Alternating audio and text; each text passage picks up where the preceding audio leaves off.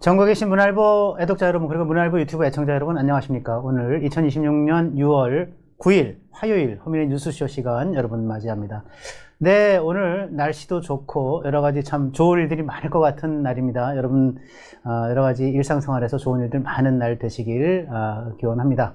네, 오늘 문화일보 유튜브 허민의 뉴스쇼에서는 여러분 좋아하시는 국민의힘의 권영세 의원님 모시고 여러분과 함께 이런저런 좋은 말씀들 나눠보고자 합니다. 여러분 기대 많이 해주시고요.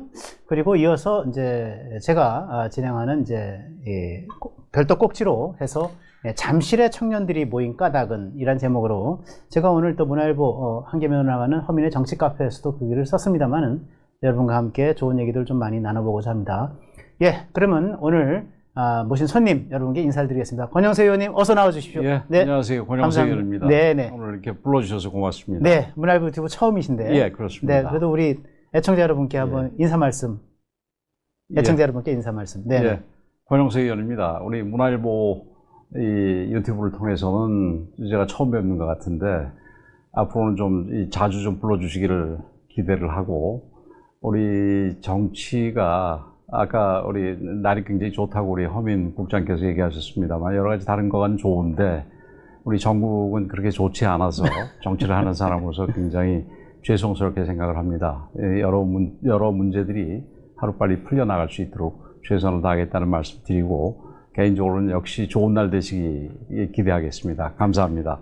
네, 감사합니다. 네, 여러분들 뭐 잘 아시겠지만 그래도 우리 권 의원님에 대한 이해를 돕기 위해서 잠깐 프로필을 좀 소개를 시켜드리고자 합니다. 준비된 영상을 보시면, 영상이 아니라 자료를 보시면, 네, 서울 용산구의 저골동 국회의원이시고요. 예, 지역구 국회의원이시고 제가 기억하기로는 16, 17, 18 그리고 21대, 22대 예, 그렇습니다. 5선 의원이십니다. 5선의 중진.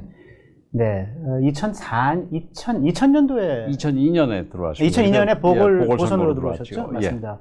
그리고 뭐 정말 화려하세요. 서울대 국대를 나오시고 하버드 케네디 행정대학원에서 행정학 석사, 케네디 스쿨이죠? 네. 그다음에 사시 통과하시고 이제 검사 생활을 하셨고요. 그다음에 정치권에 들어오셨어요. 제가 기억하기에 박근혜 정부에서 주중대사를 하셨어요. 네. 예. 그리고 이제 또 윤석열 정부에서 통일부 장관, 그리고 국민의힘의 비대위원장, 당대표죠. 비대위원장까지 하신 아주 귀한 분이십니다. 자, 오늘 이것저것 알아보는 순서 갖기로 하겠습니다. 네, 시작하기 전에 구독, 좋아요, 그리고 알림 설정 해주시면 많은 도움이 될 것 같습니다. 감사합니다. 네, 먼저 대통령 기자회견을 먼저 좀 살펴볼까요? 네, 어저께 기자회견 전체적으로 어떻게 보셨습니까? 그러니까 전체적으로도 뭐 솔직히 굉장히 실망스럽고 네. 뭐 이렇게 어떤 변화의 가능성을 전혀 찾아볼 수 없다는 점에서 실망스럽고, 근데 특히 더 실망스러운 걸 넘어서 이렇게 화가 나게 만드는 부분은 네. 질의응답 중에서 공소 취소, 네. 그러니까 뭐 대북송금부터 시작해서 본인이 지금 기소되어 있는 범죄 사실들에 대한 공소 취소와 관련해서 얘기를 하는 걸 네. 보고, 야, 이분이 계속해서 우리 대통령으로 남아있는 게 우리나라한테 지금 어떻게 얼마나 나쁜 영향을 미칠까 하는 부분에 대해서 상당히 걱정을 그러니까 금할 수가 없다라는 표현이 있죠. 딱 네. 그런 상황이었습니다. 네. 이게 이 자기 사건에 대해서 이게 본인이 얘기를 하는 거는 그것도 우선 기본적으로 예의가 아니지요. 고대에서 고대법, 로마법에서부터 나오는 얘기잖아요. 그렇죠. 누구든 자기 사건의 재판관이 될 수 없다라고 하는 얘기. 글쎄 말입니다. 근데 그것도 그렇지만 그걸 풀어나가는 데 있어서 그게 자기가 기소가 돼 있는 상황이면은 본인이 정말 억울하면 재판받으면 될 거 아니겠습니까? 맞습니다. 네. 지금 우리 헌법이나 법상 대통령이 새롭게 수사를 받는 거는 그러니까 받지 않도록 돼 있습니다만은 이게 재판 같은 경우는 예외이기 때문에 거기는 뭐 얼마든지 그 재판이 진행될 수가 있거든요. 네. 그러니까 형사상의 소추를 받지 아니한다라고 돼 있기 때문에 그렇죠. 그거는 이제 이미 소추가 돼서 재판받는 건 그렇죠. 수사와 문제죠. 기소까지 얘기고 그렇죠. 진행 중인 재판은 해당이 안 되는 거죠. 네. 예. 근데 재판 받으면 되는 거고 공소 취소 뭐 이런 부분을 자꾸 얘기를 하고 특검을 얘기를 하는데 아예 방향을 이제 자기 사건에 대한 공소 취소 쪽으로 몰아가는 것 같아요. 근데 공소 취소라는 거는 이제 뭐 일반인들도 많이 아십니다만은 그게 아주 이례적인 거거든요. 이게 예를 들어서 중간에 그 기소가 됐지만 법이 바뀌어가지고 이게 유죄로 할 수가 없게 된 상황이라거나 라든가 아니면 강력한 새로운 증거가 나타났다든가. 그렇죠. 근데 그것도 그렇게 잘 안 합니다. 공수처 여간에서는 잘 안 하고 아예 또 정치적인 이유에서 그러니까 그 뭐 형이 확정이 됐으면 사면을 하지만 그 재판 중에 있는 사람에 대해서는 공소 취소의 형식으로 사실상 사면을 하는 경우가 있거든요. 네. 그런 경우들 같이 아주 극히 예외적인 경우가 아니라면 네.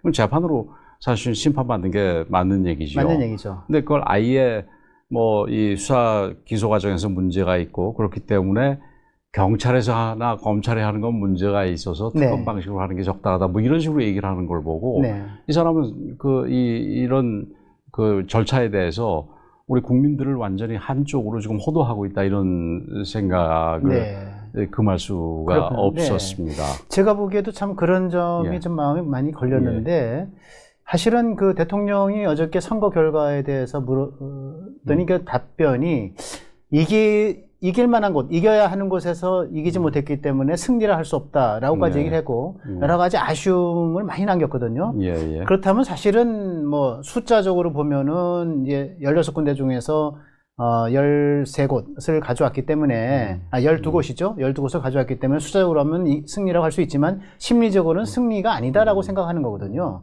그리고 나서 많이 뭐 국민들의 뜻을 겸허히 받들겠다 얘기했는데 공소 취소 문제도 그렇고 또 부동산 문제, 세제 문제도 그렇고 여러 가지 자기 국정 운영의 기조를 바꾸지 않겠다는 식으로 그렇죠. 얘기를 한 것 같아요. 예. 제가 볼 때는 국민이 볼 때는 상당히 오만한 정권이다 이렇게까지 볼 수 있을 것 같습니다. 예, 5만 뭐 저희들은 5만 이상으로 보는데 우선 공소 취소 부분은 한 가지만 더 뭐 얘기하고 마친다면 재판에 대해서는 자신이 없는 것 같아요. 네. 그래서 저게 재판으로 계속 가게 될 경우에는 그러니까 자기가 유죄를 받을 수밖에 없는 상황이니까 이걸 아예 특검을 통해서 뭔가 새롭게 만들어서 저희 검사들의 어떤 문제점을 새롭게 뭐 저는 조작이라고까지는 얘기는 안 하겠습니다만 그런 식으로 해야지나 가능하다 이런 생각을 하는 것 같다는 생각이고요. 그다음에 선거 결과와 관련해서는 이번에 그러니까 이제 우리 당도 사실은 그 부분에 대해서는 좀 깊이 생각을 해야 될 게 저기가 많이 이기지를 못해서 저 이겼다고 얘기하지 못한다고 지금 얘기를 하고 있는데 우리는 사실은 지난번에는 그 지방선거에서 광역단체장 기준으로 12명이나 있다가 지금 4명 된 거 아니겠습니까? 그러니까 그리고 그나마 그 중에서 이제 좀 제일 문제가 되는 부분이 서울시장인데 서울시장 같은 경우는 사실은 우리 당이 뭐 대단히 잘했다기보다는 오세훈 당선자와 정원호 후보 사이의 어떤 인물 대결? 인물 차이가 좀 많이 났지요. 네. 그 뭐 이재명 대통령은 그 자기가 픽하면은 무조건 뭐 될 거라고 생각을 했는지 모르겠습니다만은 그 이재명 원픽으로 그냥 된 거 아니겠습니까? 근데 맞습니다. 그 인물 차이도 많이 나고 그다음에 지금 이제 정책 얘기하셨습니다만은 우선 정책 외에서도 뭐 스타벅스 문제라든지 공소 취소 문제라든지 이런 부분에서 그 야당 쪽에 유리하고 여당 쪽에서는 조금 이 표를 깎아먹을 행동들이 많이 나왔는데다가 서울 같은 경우는 역시 여전히 지금 부동산 문제가 굉장히 중요하지 않습니까?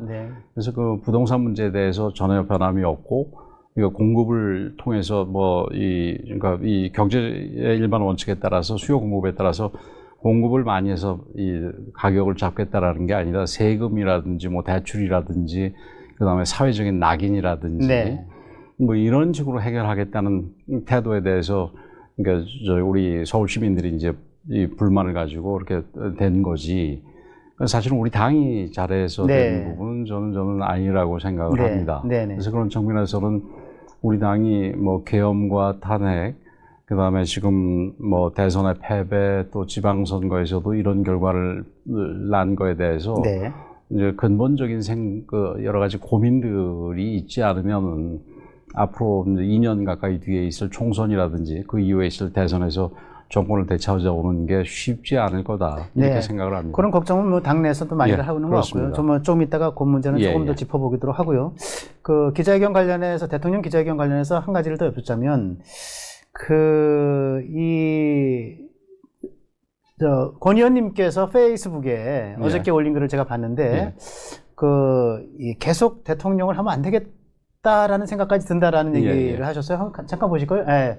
저기 보면 화면에 보이는 게 권 의원님의 페이스북 글인데 이재명 대통령의 기자회견 중 소위 조작수사특검법, 공소취소특검법이죠. 관련 발언을 보니 이 사람은 더 이상 대통령을 하면 안 되겠다는 생각이 강하게 듭니다. 이거 좀 더 부연 설명해 주시겠습니까? 예, 뭐 좀 방금 전에도 얘기했습니다만은 그런 식으로 그 자기 사건에 직접적으로 개입을 해가지고 그렇게 비틀어서 자기 네.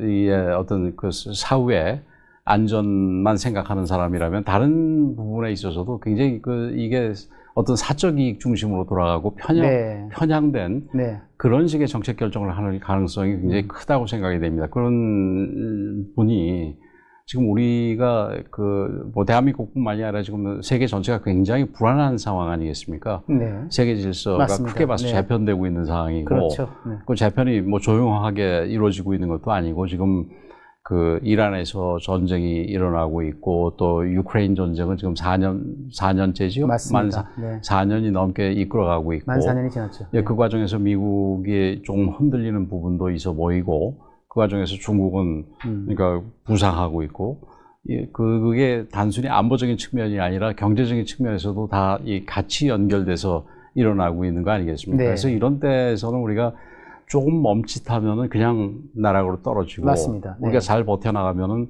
최소한 현 자리를 유지하나 오히려 이렇게 한 단계 뛸 수 있는 그런 굉장히 중요하면서 위험한 그런 시기인데, 그 전체적인 그 부분을 생각하지 않고 뭐 개인적인 안위나 생각하고 있는 사람이 대통령을 계속 한다면은 이게 큰 문제가 아닌가 네. 이런 생각이 들어서 좀 네. 뭐 제가 평소에 하는 것보다는 좀 강한 그러면 톤으로 썼습니다. 계속하면 안 되겠다. 그러면 뭐 어떤 방법이 있죠? 그래서 이제 현실적으로는 별로 현실적으로 방법이 사실은 없죠. 뭐 야당이 워낙 세가 약하기 때문에 뭐 탄핵 얘기를 하는데 뭐 지금 한동훈 의원인가요? 뭐 들어가면 탄핵 뭐 할 네, 수도 공소취소 있다, 뭐 그걸 가지고 또 하게 거을 되면 넘어지면서 탄핵할 수 탄핵하겠다 있다고 얘기. 뭐 현실적으로는 불가능한 거 아니겠습니까?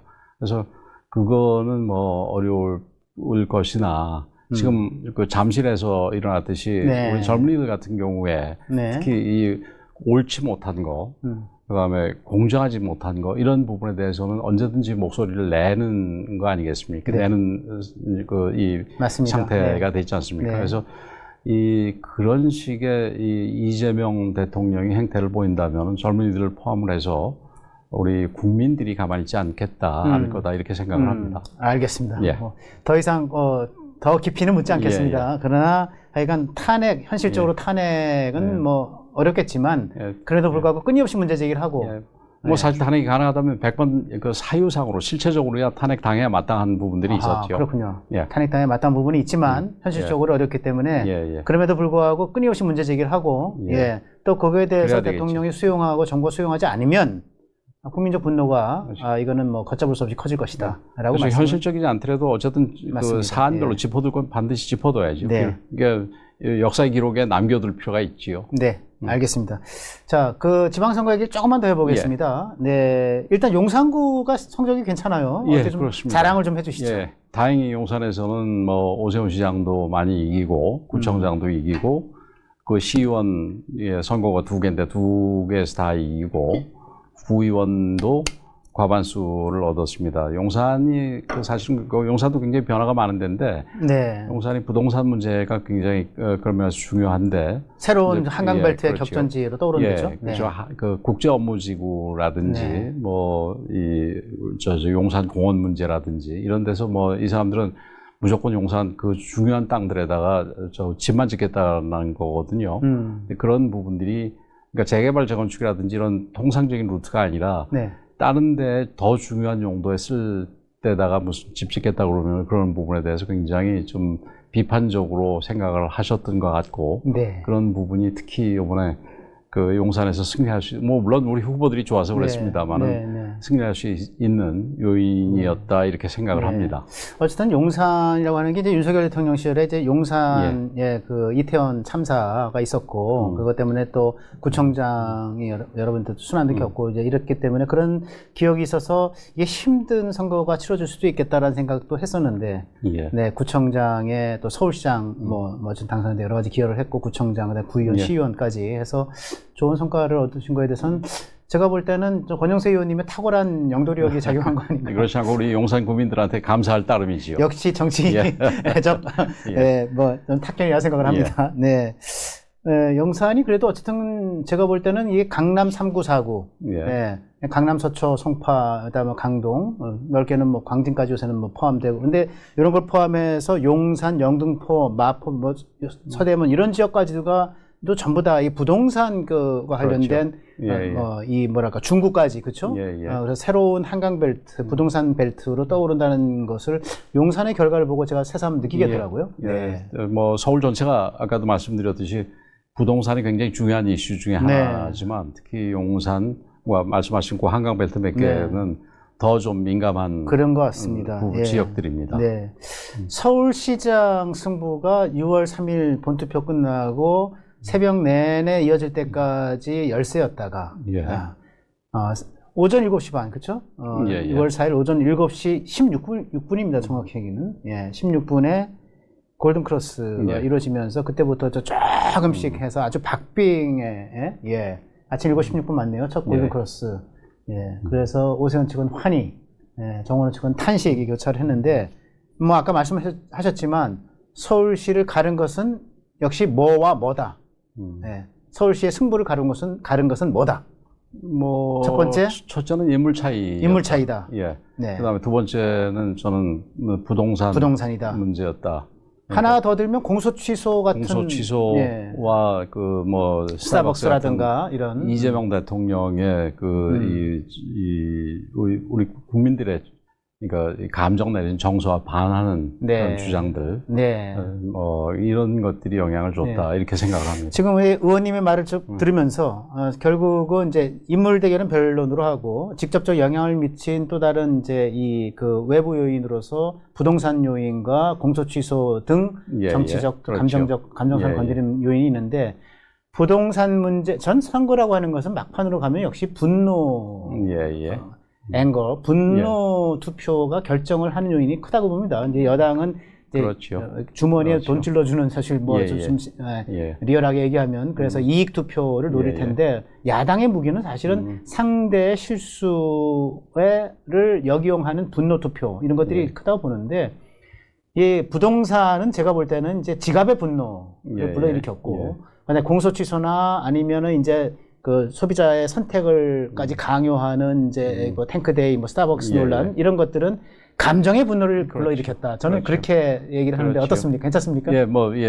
저도 동의합니다. 감사합니다. 그 분노는 그러니까 계산에 따른 부분은 사실은 투표장으로 끌고 나가기에는 조금 약할 수도 있는데 분노는 투표장으로 향하게 하죠.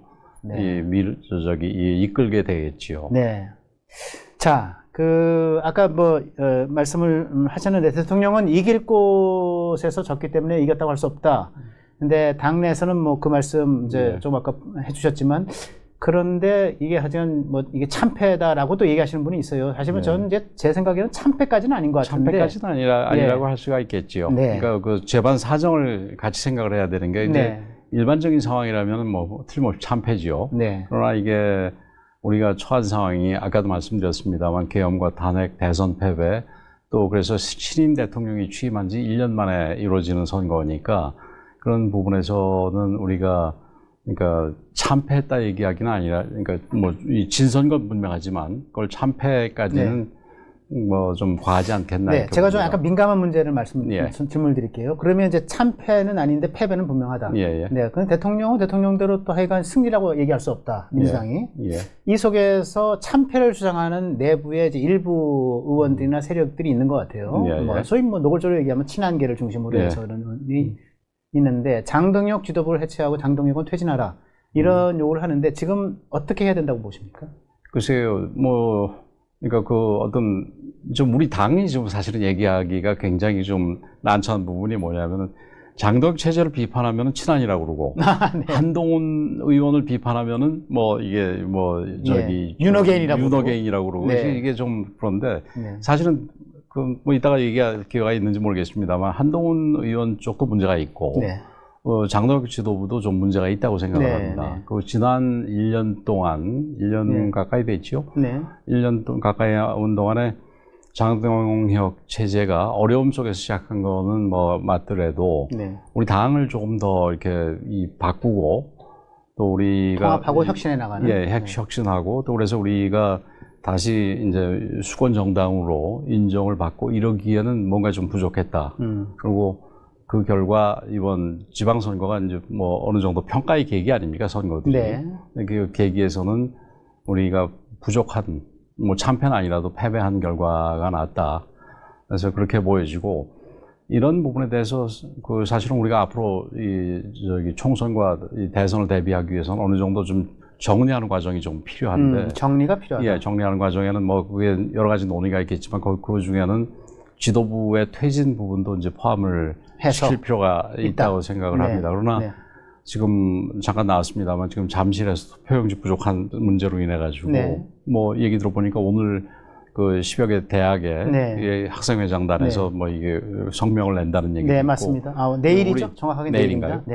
우리 국민들이 이게 지금 우리나라가 도대체 투표 용지가 부족해서 투표도 못하게 참정권이 제한받는 이런 정도의 형편없는 나라였냐 이런 부분에 대해서 굉장히 분노하고 계시거든요. 그래서 그 문제가 지금 뭐 국정조사, 특검, 그 다음에 뭐 재선거에 이르기까지 여러 가지 지금 복잡하게 얘기가 나오고 있는 과정이니까 우리 당내 문제는 뭐 지금 당장은 그 뭐 원내대표 선거도 있고 일단은 2순위를 약간은 좀 둘 수 있겠다. 조금 미루더라도 뭐 요거가 정리되면은 그 문제도 우리가 본격적으로 논의할 필요는 있다 이렇게 생각이 됩니다. 그렇군요. 그러면 제가 당 문제는 조금 뒤에 다시 논의하기로 하고 말씀을 하셨으니까 잠실의 모든 2030 청년들의 이 투표권 참정권 수호 투쟁 요거에 대해서 좀 잠깐만 짚어보겠습니다. 혹시 동영상이 좀 준비가 되어 있는지 모르겠습니다.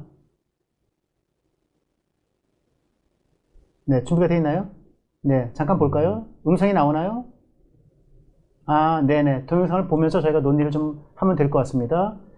네, 저는 저 잠실 현장에 가봤어요. 네, 가봤는데, 저는, 정말 대한민국이, 이걸 시위라고 한다면 뭐 구태여 시위라고 한다면 대한민국의 시위 또는 집회 문화가 이렇게 발전했구나. 우리가 기성세대가 알지 못하는 사이에 2030 이게 청년들이 제가 볼 때 한 80%좀 되는 것 같은데, 청년들의 민주주의의 수호의식과 시위문화, 집회문화가 이 정도였나? 네. 잃어버린 세대라고 2030을 얘기했잖아요. 근데 제가 보니까 이거 각성세대예요. 깨어난 세대고, 민주주의, 참여민주주의와 기본 자유민주주의를 지키는 새로운 각성된 세대로서의 자발적인 운동이라는 면모가 보이더라고요. 정말 대단하더라고요. 그래서 혹시 뭐 가보시죠? 제가 가보진 못했는데 저 시위가 뭐 기술적으로 해야 시위는 시위겠죠. 시위가 굉장히 정연했고 또 그분들 아까도 말씀을 드렸습니다. 그분들이 지금 특히 젊은 세대들이 분노하는 거는 당연하다고 생각을 합니다.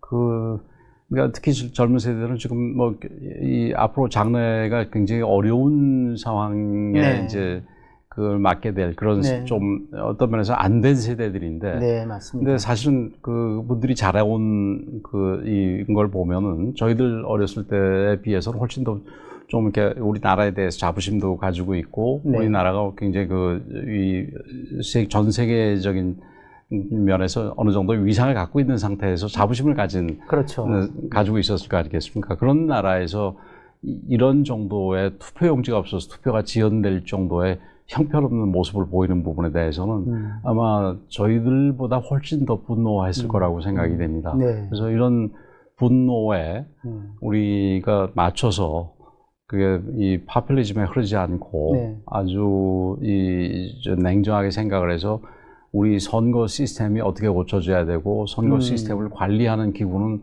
어떻게 바꿔줘야 될지 이런 부분에 대해서 좀 고민을 바로 할 그 필요가 지점인데요. 있다고 그러면 선거안이 뭐 개혁 문제, 그다음에 선거 시스템 문제에 대해서 이게 어떻게 변화해야 될지 혹시 구상이 있으시면 뭐 개발적으로라도 한번 말씀을 해주시죠. 그 선관위 문제 같은 경우는 그러니까 선관위가 헌법기구 아니겠습니까? 그래서 이런 부분에 대해서. 근데 선관위가 헌법기구인 건 맞습니까? 선거관리위원 선거관리로 돼 있지 선거관리위원회라고는 돼 있지 않거든요. 근데 그래도 헌법기구라고 봐야죠. 그리고 그렇게 봐야 되는 겁니까? 그래서 감사도 안 받고. 2년 전인가요? 2년 전인가 헌법재판소 결정 중에도 그게 헌법기구라서 그게 행정부의 이 감사를 안 감사가 받는다. 이게 불가능하다 이렇게 결정을 했습니다. 그래서 이런 부분에 대해서는 이제 좀 더 고민을 해봐야 되겠지만 지금 이제 우선 당장 할 수 있는 부분 이게 이번 선거에 이런 아주 이 부실한 선거 관리로 인해서 이게 선거 결과에 어느 정도 영향을 미쳤는지에 대한 그리고 어느 정도 부실했는지 우선 이런 부분에 대한 진상조사가 이루어져야 되겠고 그 진상조사는 뭐 그 여당도 그걸 찬성했다고 알고 있는데 네. 국정조사도 그렇고 네, 같이 냈죠, 여야가. 특검도 그렇고 네. 이게 특검은 여야가 같이 할 가능성이 있나요?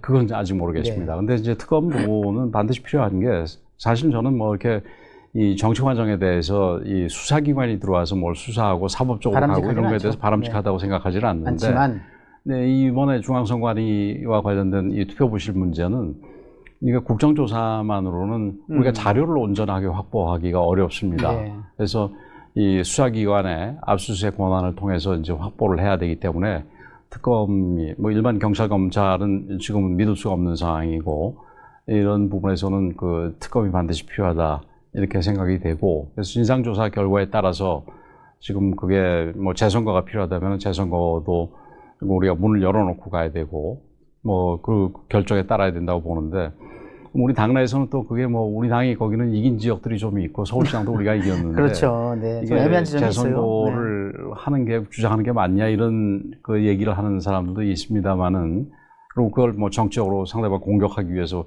얘기하는 사람들도 있습니다만은 저는 그렇게 하면 안 된다고 생각을 하고 재선거까지 가면 안 된다. 아니 그렇게 정치적으로 이용하면 안 된다. 그렇죠. 네. 모든 걸 다 열어놓고 우리가 이겼다 하더라도 네네. 우리가 이겼다 하더라도 이게 이 문제가 있는 과정을 통해서 우리가 이긴 거라면 그것도 포기할 그 용의도 만들어야 돼.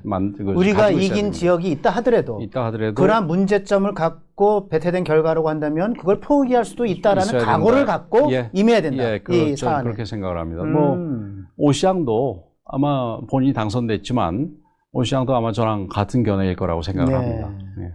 네, 오 시장이 뭐 그 개인 견해로서 서울시는 제 입장을 내기 참 곤란해하더라고요. 그렇죠. 예, 그렇죠. 부담스럽다. 예, 당이 뭐 입장을 내놓는데 우리가 뭐라 하기는 어렵다. 그러나 재선거를 하려면은 선거를 뒤집을 만한 충분한 사유가 있어야 재선거 가능하다. 하면서 약간은 그렇죠. 부정적인. 그래서 그 재선거 결과를 지금 딱 정해서 저 지금 모든 거를 지금 뭐 이건 필요 없고 무조건 재선거해야 된다. 이것도 좀 문제가 그건 있다고 아니지만 보고 우선 진상 다 열어놔야 된다. 예. 네.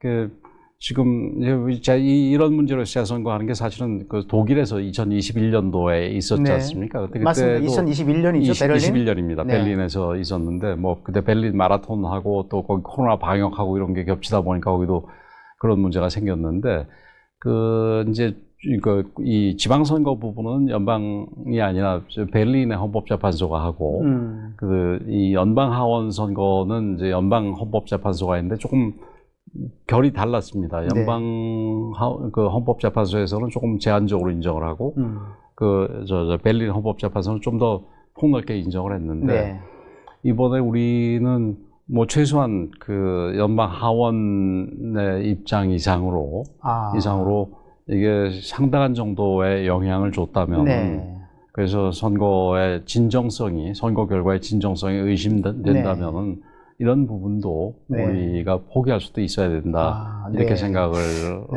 하는 게 맞다고 생각을 합니다.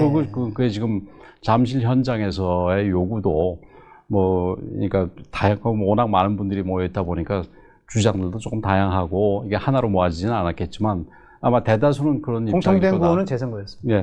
그 재선거도 지금 당장 무조건 다 하라는 얘기는 아닐 거다. 철저한 진상조사를 통해서 하자 이런 얘기였고 제가 이제 어저께는 뭐 개인적으로 안철수 의원을 제가 만나서 얘기를 좀 나눠봤는데 사실은 우리 권영세 의원님이나 안철수 의원이나 굉장히 합리적인 정치인 그러려고 노력을 하지요. 저는 그렇게 평가합니다. 제 마음속에는 굉장히 합리적인 두 분인데 근데 안철수 의원도 정말 비슷한 얘기를 하더라고요. 우리가 일부 지역에선 다 재선거를 하지 못하더라도 문제가 발생한 서울과 뭐 일부 지역이 있지 않습니까? 뭐 경남이라든가 뭐 등등의 일부 지역에서의 우리가 승리한 것을 포기할 수도 있다라는 생각을 갖고 재선거를 받아들일 수도 있는 정도의 이 생각을 의지를 갖고 그렇죠. 이 사건을 임해야 된다 이런 얘기를 하더라고요. 그래서 많이 인상적이었는데 똑같은 말씀을 하시니까 역시 합리적인 분들의 생각이나 비슷하구나 이런 생각이 드는데 선거법도 좀 송가야 되는 거 아닌가요? 선거법. 저는 사실은 이번에 이제 제도적으로 고치는 거가 결국 문제가 될 텐데 네. 이번 재선거 여부도 중요하지만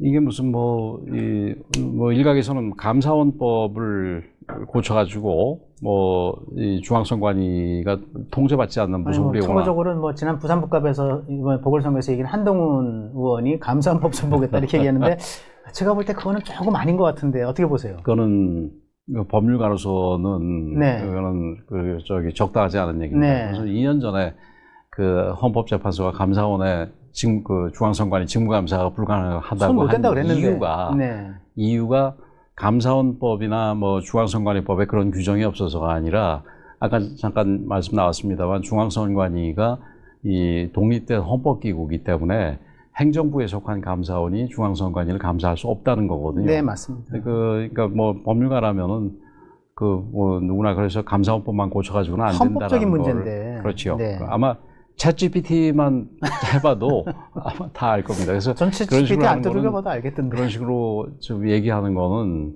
우리 국민들에 대한 예의가 저는 아니라고 생각을 하고. 그래서 우선 여러 가지를 고쳐야 되겠지만 이번 기회에 고칠 수 있는 부분은 사전선거 부분. 네. 이 부분은 반드시 정말 그 얘기 하시는 분들은 많더라고요. 이거는 폐지를 할 필요가 있다고 봅니다. 폐지하면 그럼 어떻게 해야 되죠? 그러니까 우선 사전선거의 문제점은 지금 우선 선거 기간이 우선 한 2주 정도 되는데 그나마 2주도 제대로 못하게 하고 한 일주일 만에 좀 투표를 할 수 있게 하는 거 아니겠습니까? 후보를 제대로 알 수 있는 시간적 여유도 없이. 그러니까 후보자 입장에서는 알릴 기회가 줄어지는 거고 그 다음에 이 유권자 입장에서는 후보를 알 기회가 줄어드는 거 아니겠습니까? 그런 부분이 있고, 그리고 투표라는 게 사실은 어느 일정한 시점에 있어서 그 후보자와 그 정당에 대한 판단인데, 맞습니다. 이게 일주일 전과 사전선거 시점하고 본선거 시점에서 그 사이에 무슨 일이 벌어질 수도 있는 거고, 네.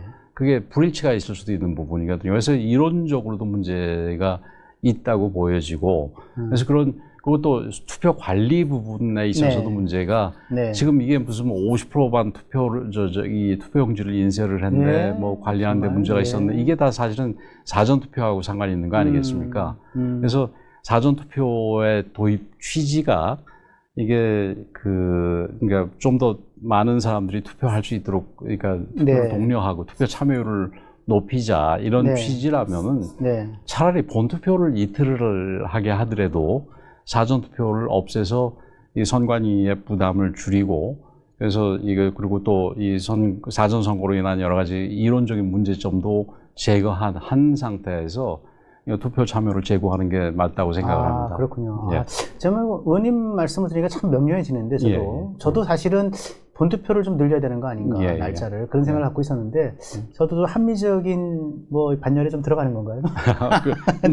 저는 평소에도 그렇게 생각을 하고 있습니다. 감사합니다. 서로 이렇게 상호주의적으로. 근데 사실 사전투표를 없애자는 얘기를 제가 벌써 한 2년 가까이 되네요. 그러니까 작년 초하고 재작년 말부터 사실은 얘기를 했습니다. 근데 또 우리 그렇게 얘기를 하니까 이게 부정선거론자라고 누가 주장을 했던데 이번에 잠실 이 문제하고 관련해서 우리가 분명히 선을 그어야 될 거는 이게 잠실에서 얘기하는 분들이 지금 누가 좀 이상한 사람들이 뒤에서 음험한 사람들이 뒤에서 조종을 해서 이게 투표 결과를 조작을 하고 이런 거가 이게 부정선거론자들로 돼 있는 거 아니겠습니까? 그게 우리가 졌을 때는 그러니까 이제 우파 쪽에서 그런 분들이 좀 나오고 그러니까 우리가 이겼을 때는 좌파 쪽에서 그런 얘기가 나와서 언제나 있어 왔는데 그건 사실이 아니라고 좀 과한 얘기라고 보고요. 이번 잠실에서 주장하는 분들은 그런 차원은 전혀 아니고 아주 극히 일부가 있을지 모르겠지만 저도 가봐서 아는데 전혀 아니고, 대다수는 그렇지 않습니다. 이게 선거 관리에 정말 이게 있을 수 없을 정도로 부실한 선거 관리에 대해서 그로 인해서 자신들의 참정권이 이게 제한을 받고 침해를 당한 이런 부분에 대한 항의라고 생각을 하지. 네. 이 부분들을 싸잡아서 뭐 부정선거론으로 그건 아니죠. 모으는 분들도 네. 뭐 일부는 있을 것 같습니다만 전혀 옳지 않다고 네. 생각을 합니다. 그러니까 뭐 제가 오늘 제 허민의 정치 카페에서도 썼지만은 예. 유권자는 투표장에 갔는데 국가는 유권자를 맞이할 준비가 돼 있지 그렇죠. 않았던 겁니다. 그렇죠. 네, 국가의 부재를 얘기했던 거거든요. 그래서 우리 부분인 것 이재명 같고요. 대통령께서는 그 투표하려면은 뭐 이상한 사람들한테 그러니까요. 투표를 받는다고 얘기하면서 예. 투표하라고 그렇게 얼마나 얘기를 해놓고 아이러니한 우리 국민들은 투표하러 갔더니 투표용지가 없었던 거 아니겠습니까? 맞습니다. 이거는 자, 예. 이제 시간이 많이 지났는데 그 당에 부산 북갑에서 승리한 한동훈 의원 당에 들어와야 됩니까? 아니면은 들어와야 된다면 언제? 아니면 그리고 또 들어오기 전에 전제 조건은 뭐죠? 저는 뭐 지금 당장 들어오는 거는 옳지 않다고 생각을 합니다. 네. 그리고 뭐 본인도 당장 들어갈 생각은 없다고 얘기를 한 것 같은데 우선 그러니까 보수에 대해서 뭐 보수 개혁을 하고 새로운 보수를 만들어 가는데 본인이 앞장서겠다 얘기를 했는데 네. 이 당원 게시판 문제는 사실은 그 익명성 뒤에 숨어서 자기 당의 대통령을 그것도 좀 이게 비열한 언어로 공격을 했다라는 부분은 그건 보수의 품격과 전혀 맞지 않는 부분입니다. 이런 부분에 대해서 제대로 해명이 있어야 될 거고, 네. 뭐 반성까지 있어야 되겠죠, 사과까지. 그다음에 지금 보수 얘기하면서 이 한 의원, 이제는 의원이죠. 한 의원이 보수의 어떤 나아갈 길이라든지 보수가 어떻게 바뀌어야 될 이 부분에 대해서 설명한 거에 대해서는 제가 한 번도 들은 바가 없고, 네. 그러니까 계속해서 주장하는 게 계엄을 해제하는 데 앞장섰고 그 탄핵을 만들어냈다. 그렇게 얘기하고 거기에 대해서 조금이라도 무슨 얘기를 하면 당신은 계엄에 찬성하고 탄핵에 반대하는 거냐 이런 식으로 몰아갔습니다. 그리고 네. 많은 경우에 우리 당의 대다수 분들을 그러니까 일종의 내란 세력으로 얘기했단 말이에요. 그게 가장 아프죠. 그래서 이런 부분들은 우리 당에 지금 이게 이제 내란이 여부도 뭐 나중에 최종적으로 판결에 의해서 결정이 되겠고 아직은 결정이 안 됐습니다만은 그 탄핵에 대해서 뭐 반대하고 이런 사람들이 뭐 제가 알기로는 거의 없는데 뭐 있을 수는 있더라도 극히 일부고 전체적으로는 헌법재판소 결정을 존중하고 계엄은 잘못됐다는 네. 부분에 대해서는 네. 뭐 다 동의하는 거 아니겠습니까? 그래서 이런 부분들 이럼에도 불구하고 우리 당을 본인이 돌아와서 고치겠다는 그 당에 있는 모든 대부분의 사람들을 그런 식으로 매도한 부분에 대해서는 이게 분명하게 뭐가 해명이 있지 않는 이상 우리 당의 의원들이든 네. 우리 당의 그 당원들이든 이 한동훈 의원을 수용할 그 생각을 갖고 있지 않다. 네. 이렇게 생각을 합니다. 알겠습니다. 제가 하나 더 여쭤보겠습니다. 차기 원내대표, 그죠? 내일이죠? 예. 선거가? 네, 의원들의 선거로 뽑히는데 지금 김도읍, 송일종, 그리고 정점식 3파전입니다. 예. 자, 전망을 어떻게 하시는지 내일이 하루 앞이기 때문에 사실 돗자리 깔기가 좀 어려운 측면이 글쎄요, 있는데. 그 사실은 원내대표 선거 같이 이 당내 선거가 제일 어렵다는 거 아닙니까? 네. 그리고 특히 유권자들이 그 의원일 경우에 더욱더 어렵다고 네. 그러는데, 네, 그리고 지금 이렇게 전망을 하는 게 적절하지는 않은 것 같아요. 그렇습니까? 의원으로서. 네. 그러니까 저도 유권자인데 네. 적절하지는 않을 것 같고, 뭐 제가 세 분도 다 알지만 세 분 다 이 장점이 많은 분들이고, 네. 네, 그분들이 지금 앞으로 굉장히 험난한 네, 그렇죠. 길이 남아 있는데 이거를 잘 이끌어가기 위해서는 정말 고민도 많이 하고 그래야 될 거라고 생각이 됩니다. 우선 당장 어저께 그 이재명 대통령의 기자회견장에서 얘기됐던 것처럼 공소 취소 특검 나올 거 아니겠습니까? 네. 그 외에도 뭐 여러 가지들이 맞습니다. 많을 겁니다. 정말, 지금 뭐 네. 저 사람들 내란이라고 얘기하는 그 특검이 벌써 지금 몇 차례 하고 있는지 모르겠는데 지금 네 번째 특검인가 그렇지요. 근데 그렇습니다. 이거 끝난 다음에도 자기네들이 필요하다면 또 하려고 그럴지 모릅니다. 그리고 모든 법과 관련해서도 이 사람들은 금도라는 게 없고 타협이라든가 이런 게 없기 때문에 자기네들이 필요하다고 생각하면 언제든지 밀어붙일 겁니다. 근데 이런 부분들에 대해서 우리가 숫자가 안 되기 때문에 이게 뭐 필리버스터 정도 해가지고 간신히 하루 정도 연기할 수 있는 게 저희들이 할 수 있는 다거든요. 네네. 그래서 이런 부분들에 대해서 우리가 원내 사안이지만 우리 당의 지도부하고 같이 그리고 의원들하고 같이 이런 부분을 원내에서 도저히 못하는 부분들을 우리가 국민들한테 어떻게 설명을 잘 해서 우리 국민들의 지지를 받아 이끌어내서 이 국민들과 함께 그런 걸 막아낼 수 있는지 네. 이런 부분들에 대한 깊은 고민, 네. 그다음에 또 이 용감한 실천력 이런 것들이 이게 필요할 때라고 생각이 되고 알겠습니다. 거기에 예. 합당한 분이 이 네. 당선이 되기를 기대합니다. 마음속에 한 분이 계신데 누군지는 끝까지 말씀 안 해주시고 그런 분들이 되기에 그런 분이 될 수 있도록 저도 기원하겠습니다. 예. 네, 오늘 말씀 여기까지 듣겠습니다. 감사합니다. 예, 고맙습니다. 네, 여러분 문화일보 유튜브 여러분 오늘 권영세 의원 모시고 말씀 여기까지 듣겠습니다. 곧 이어서 허민의 뉴스쇼 잠실에 모인 청년들을 주제로 여러분과 함께 나누겠습니다. 계속 채널 고정 부탁드립니다. 감사합니다. 네, 감사합니다.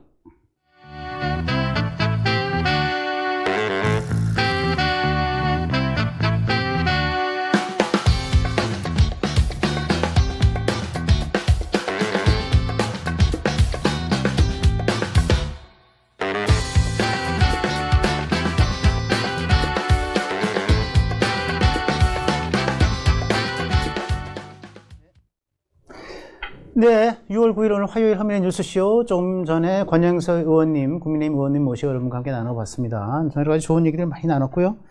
예, 오늘 거기서도 좀 얘기가 좀 나왔지만 조금 더 제 뉴스쇼에서 여러분과 나누고자 하는 것은 잠실에 모인 2030 청년들, 네, 대체 뭐를 얘기하고 있는 걸까? 잠실의 청년들이 묻는다라는 주제로 여러분과 함께 나눠보겠습니다. 시작하기 전에 구독, 좋아요, 그리고 알림 설정을 해주시면 문화일보 유튜브 만드는데 많은 도움이 될 것 같습니다. 부탁을 드립니다. 네. 네, 잠실에 모인 청년들 6.3 지방선거의 투표용지 부족 문제에 항의하기 위해서 모인 청년들입니다. 네. 네, 저는 이거를 뭐라고 이름 붙일까? 참 네이밍이 중요하지 않습니까? 이름을 붙이는 거에 따라서 그 이름이 상징하고자 하는 그 내용을 어떻게 표현하고 있는가가 드러나기 때문에 저는 결국은 잠실 참정권 운동이다 이렇게 이해하고 싶습니다. 이걸 누구는 이제 시위라면 시위일 수도 있고 집회라면 집회일 수도 있는데 저는 조금 더 명확하게 2030들이 주인이 된 잠실 참정권 운동이다. 전 그렇게 얘기를 합니다. 정말 제가 현장에 가봤어요. 대다수가 2030들이었고요.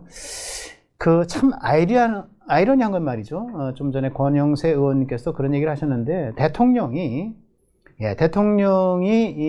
6.3 지방선거 본투표 직전에 이틀에 걸쳐서 X에 글을 올립니다.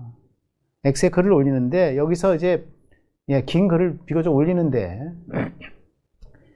저거는 이제 뭐 X 페이스북으로 나온 그 글인데 원래는 X에 글을 올렸죠. 그런데 이 플라톤의 국가론에 나오는 글을 인용합니다.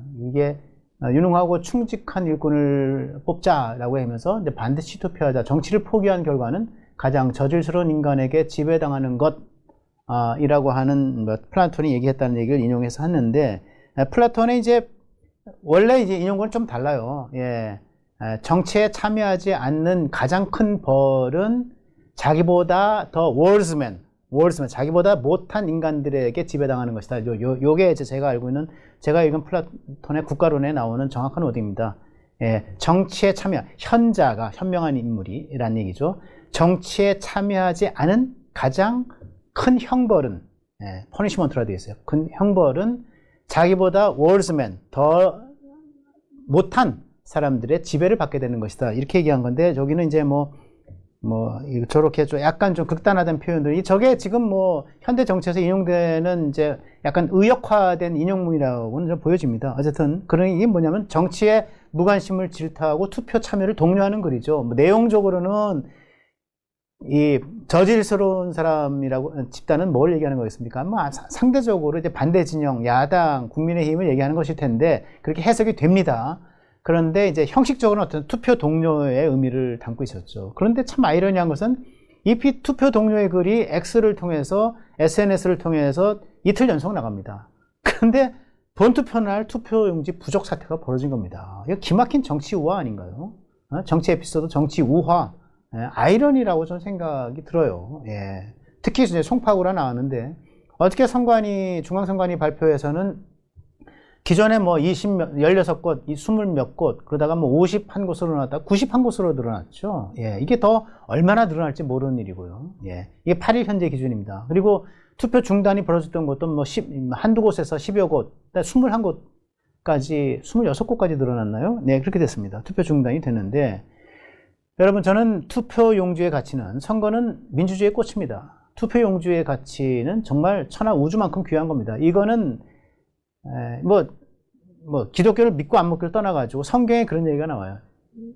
생명은, 한 사람의 생명은 우주보다 귀하다. 이런 얘기가 나오는데, 저는 민주주의에서, 현대 민주주의 국가를 표명한 나라라면은, 한 장의 투표용지의 가치는 우주만큼 귀한 겁니다. 예. 그런데, 유권자들이 부랴부랴 정말 바쁜 일 팽개치고 눈 비비고 일어나가지고 투표장으로 달려왔는데 국가는 투표용지를 배부하지 않아. 예. 주민들은 민주주의의 권리를 행사할 요량으로 투표장에 왔어. 근데 국가는 아무런 준비가 돼 있지 않아. 국가의 부재, 예. 정부의 부재, 예. 선관위도 정부라고 한다면, 예. 이게 문제다. 이런 생각이 들고요. 굉장히 주권자에게 무리한 행위 아닌가라는 생각이 드는 겁니다. 예. 투표 한 장에 저는 시민의 시관, 열정, 분노, 예. 그리고 이제 이 국가에 대한, 또는 민주주의에 대한 신뢰, 그 다음에 국가와 자기 개인 간의 계약이 다 담겨 있는 게 투표 한 장의 가치라고 저는 생각을 합니다. 그런데 그 가치를 부정당한 거예요. 민주공화국의 예의가 무너졌다. 전 그렇게 표현할 수 있다고 생각하는 건데요. 네.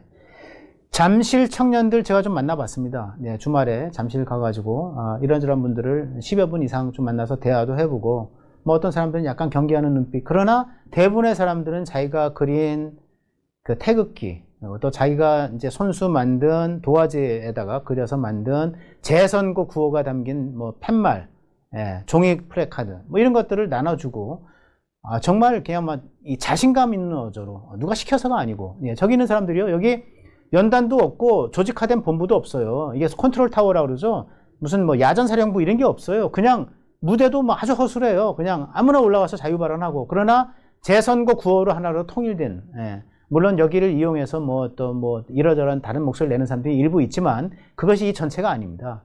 예, 예, 이런 사람들이 갖고 있는 공통의 인식은 이게 행정착오일까? 아니다. 예. 행정착오가 아니라 참정권 침해다.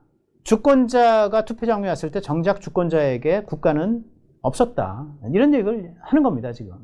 여기에 분노하는 거예요. 일상의 분노를 하고 있는 겁니다. 예. 저는 이들이 가장 인상적인 장면 중에 하나가 경찰이 교대하는데, 경찰이 어쨌든 간에 경비 인력들이 와가지고 이제 이것이 어떻게 이게 사람들이 많이 모여있는 자리니까, 제가 간 날은 3만여 명 이상, 경찰 수산입니다. 3만 5천 명 정도가 됐던 날인데, 주말이니까 특히 많이들 몰려왔어요. 예. 그러니까 어쨌든 인파가 많이 몰리니까 이제 사건, 사고에 대비해야 되니까, 경찰들이 왔다가 오후에 이제 교대하는 시간이었던 것 같아요. 교대하는데, 수고하셨습니다. 어서 들어오세요. 박수 치고, 예. 난 도대체 대한민국 어디에서, 어떤 집회, 어떤 시위 현장에서 이러한 문화, 이런 분위기가 있었나 깜짝 놀랐던 일이 기억이 나는데요. 분노는 있었지만 폭력은 없었다라고 하는 게 제가 느낀 것 중에 큰 것 중에 하나고, 항의는 있었지만 누가 말한 소요는 아니었습니다. 소요. 누가 소요라고 얘기했죠? 예. 윤평중 한신대 철학가 명예교수가 얘기한 바에 따르면, 페이스북에 올린 글을 따르면 21세기형 만민공동회였다. 이렇게. 만민공동회 여러분 기억나십니까? 예. 옛날에 국사 시간에 배우셨죠? 예, 예, 구한말. 예, 소위 이제 서구열강의 침탈기 때, 이 대한민국, 대한제국이죠, 그 당시에. 대한제국의 민족적 자존을 지키고, 예, 그 다음에 이제 이 민주주의를 우리가 확산시켜 나가자라고 하는 독립협회가 주관을 했지만 시민들이 모여서 누구나 다 연단에 서가지고 웅변할 수 있는 그런, 예, 아주 자발적인 국민운동체였습니다, 이게. 예. 그것을 들어서 21세기형 만민공동회다, 이렇게까지 얘기를 했던 기억이 납니다. 예. 저는 잠실에 모인 이 사람들의 이 참정권 운동을 보면서, 여태까지 우리가 2030들에게 잃어버린 세대라는 얘기를 많이 하고, 실수로 2030들이 우리들은 잃어버린 세대야. 네. 예, 전부 다 이 86세대들이 이게 학생운동 이후에 정치권에 진출해서 또는 어디 요래 진출해가지고 경제적으로나 정치 권력적으로나 모든 것을 거머쥐고 지금까지 왔는데, 예, 우리는 상대적으로 부유한 나라에서 태어났다고 얘기를 하지만 그러나 막상 하나하나의 권리는 박탈당하고, 기회는, 차단되고, 공정성은 상실되고, 이런 것들에 대해서 우리는 잃어버린 세대다라고 얘기를 했던 건데, 이 잃어버린 세대라고 하는 의식에서 깨어나서 정말 어떻게 보면은 각성된 세대, 또 다른 의미의 분노의 세대로 재탄생하게 되는 것 아닌가 하는 생각이 듭니다. 그러나 이 분노라고 하는 것은 80년대에 저희 지금 저를 포함한 86들이 그 당시에 가졌던 이념의 분노하고는 차원이 다른 일상의 분노다라는 생각이 들어요. 네. 거대 담론이라기보다는 자기 삶의 작은 규칙들이 깨져 나가서 결국은 기회가 상실되고 공정성이 무너지는 것에 대한 분노다. 예. 주거 문제, 교통 문제, 부동산 문제, 예. 여러 가지. 그리고 이번에는 이게 참정권의 문제. 이런 기회가 박탈되고 공정성이 상실되는 것에 대한 일상의 분노다. 이 분노가 자발적으로 조직돼서, 예. 잠실의 2030들 청년들의 인산미래를 이뤘다. 저는 그렇게 생각이 듭니다. 예. 그래서 저는 이번 이 사건을 통해서 저는 정말로 기성세대들이 많이 또 각성하고 2030 청년들을 바라보는 눈이 달라져야 된다 이렇게 생각을 합니다. 네. 이 잠실의 참정권 운동을 특정 정파들이 좌든 우든 말이죠. 예. 이게 챙기고 자기들의 전리품으로 챙겨서는 안 되겠다는 생각이 듭니다. 네. 특정 매체를 유튜브 매체를 제가 인용해서 안 되게 좀 죄송합니다만은 그 좌파 친여 매체로 유명한 매불쇼의 최욱이라는 사람, 그 사람이 진행하는 와중에 그런 얘기를 해요. 예, 이거 탱크를 밀어버려야 되는 거 아니냐. 예. 예, 이게, 어떻게 저런 얘기를 할 수 있는지, 이게 인터넷 탱크를 밀어버려야 되는 거 아니냐, 이런 얘기 했지만, 얼마 전에 이재명 대통령이 스타벅스의 탱크데이를 문제 삼아가지고, 사실은 소비자 선택권까지 압박해가면서, 이제 기업을 옥죄고, 이렇게 했던 거 아닙니까? 이 최욱이 지금, 200만 명 되는 유튜브에서, 야, 이건 잠실의 청년들 저거 전부 일베들이야. 인터넷 탱크를 밀어버려야 되는 거 아니야? 이 탱크를 밀어버린다고 하는 이 말에 대해서 이거 어떻게 그럼 조치해야 되는지 하면 이재명 대통령이 좀 얘기했으면 좋겠어요. 예. 그 풀에 또 나온, 모 교수 하나 있죠? 그 교수는 또 뭐라고 얘기했습니까? 예? 이건 몽둥이로 때려잡아야 되는 거 아니냐? 권력으로 눌러야 된다. 예. 이런 식으로 얘기를 했습니다. 그 사람이 아주 유명한 한양대 무슨 겸임 교수라고 하는 직책을. 그래도 명색이 교수라면은 말을 그렇게 하면 안 되는 거 아닙니까?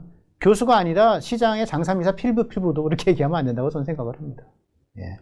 좌파 매체들이 이거를 또 다른 시각으로 이용하려고 하고, 예. 좌파, 또 여권의 사람들이 이런 인식을 반영하고 있다고 생각을 하는데, 또 물론, 소위 윤호개인 중에서도 아주 또 극단적인 주장을 하시는 분들은 또 그대로 또 거기서 자기네들의 그 슬로건으로 가져가려고 하는 거, 이런 것도 다 안 된다. 저는 이렇게 생각을 하고요. 장동혁 대표, 국민의힘 대표 자체가 거기서 모자 눌러 쓰고, 예, 재선거 팻말 딱 하나 들고, 저도 여기에서는 하나의 시민입니다. 이렇게 얘기한 글꼴을 페이스북에 올린 걸 제가 봤는데, 저는 그렇게 해야 된다고 생각을 합니다. 민주주의가 궁금하면 저는 잠실로 가보자라는 생각을 하고 여러분들에게 한번 권유를 해줍니다. 대통령은 플라톤을 빌려서 시민에게 정치 참여를 요구했지만 잠실의 청년들은 오히려 플라톤의 국가론에 나와 있는 민주주의의 원칙을 국민에게 그리고 국가에게 되묻고 있습니다. 유권자는 여기에 있습니다. 주권자는 여기에 있습니다. 국가는 대체 어디 있는 겁니까? 네, 오늘 허민의 뉴스쇼 여기까지 모시겠습니다. 감사합니다.